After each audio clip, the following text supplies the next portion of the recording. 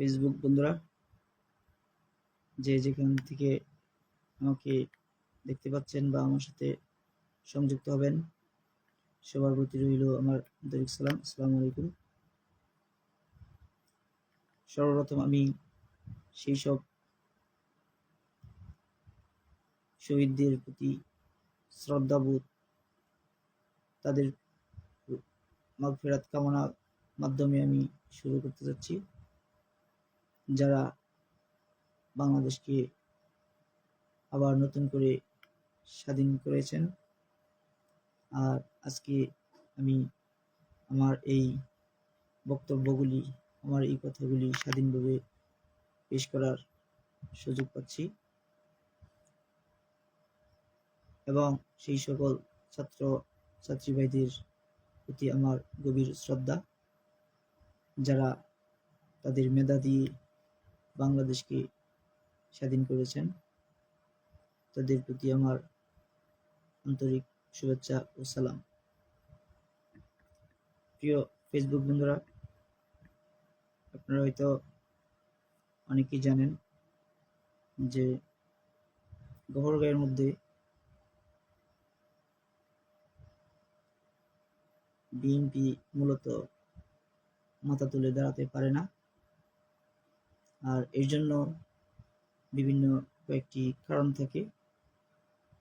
বিশেষ করে আমি আজকে টাঙ্গাবরের 15 নং টাঙ্গাবর ইউনিয়নের বিষয়ে একটু কথা বলবো। তো বিষয়টি এমন হচ্ছে যে, যখন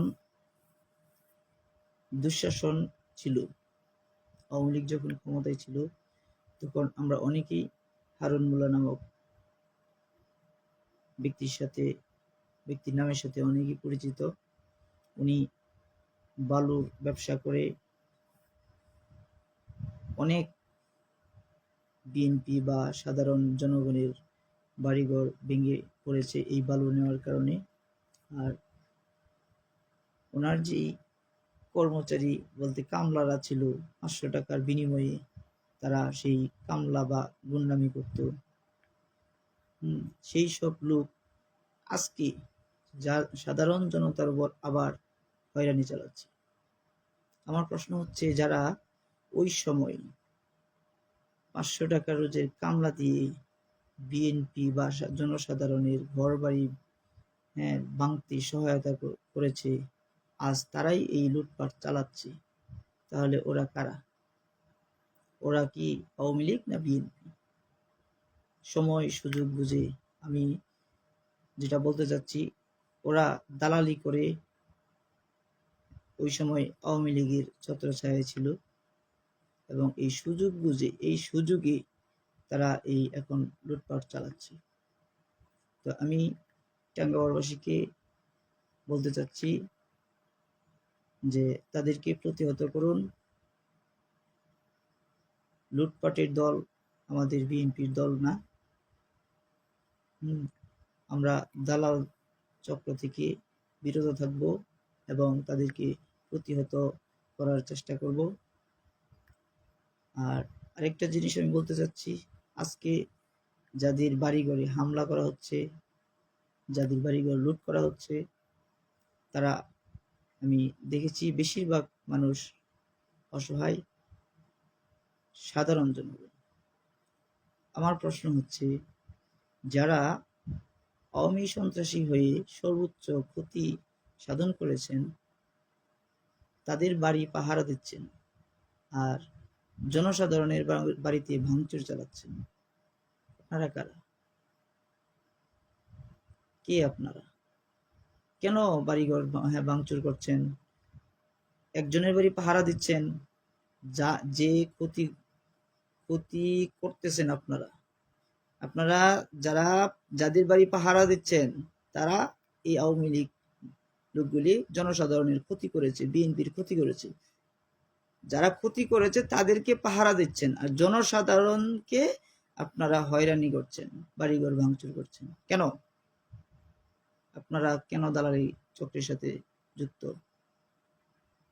আমি আপনাদের বিরুদ্ধে এভাবেই সুর তুলে কথা বলতে যাচ্ছি। আমার সাথে যুক্ত আছেন সাদ্দাম হোসেন সহ অনেকেই।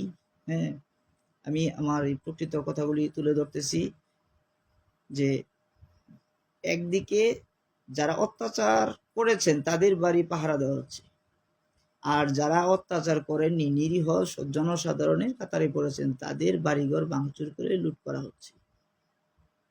এসব তো কাম্য নয়। আমাদের লিডার জনাব তারেক রহমান বলেছেন নীরব থাকার জন্য, তারপরেও যারা উচ্ছৃঙ্খল তাহলে ওনারা তো বিএনপি না। আমার কথা হচ্ছে যদি যদি শাস্তি দিতে চান তাহলে যারা আমাদেরকে ভোগান্তিতে ফেলেছে, জনসাধারণ মানে বিএনপিদেরকে যারা কষ্ট দিয়েছে, শাস্তি দিয়েছে, জানমাল কেড়ে নিয়েছে, তাদের বিরুদ্ধে অ্যাকশন নিন। না, তাদের বাড়ি পাহারা দিয়ে আপনি জনসাধারণের ঘুম নষ্ট করছেন, জনসাধারণের সাধারণ মানুষের জানমাল কেড়ে নিচ্ছেন কেন? আমি লক্ষ্য করেছি যে এই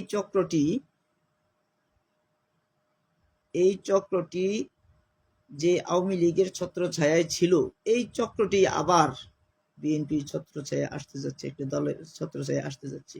এরকম ভাবে যাতে না হয় আমি সকল গফরগাঁও নেতৃবৃন্দের কাছে বলতে চাচ্ছি যে দালালদেরকে আপনারা ঠাঁই দিবেন না। এরা কোনো নেতৃত্বে আসতে পারবে না।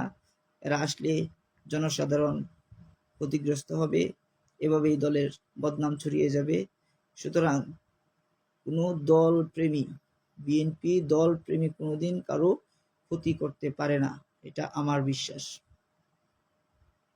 তো আমি কথা বলতে চাচ্ছি অনেক কিছুই, কিন্তু হয়তো বলতে পারছি না।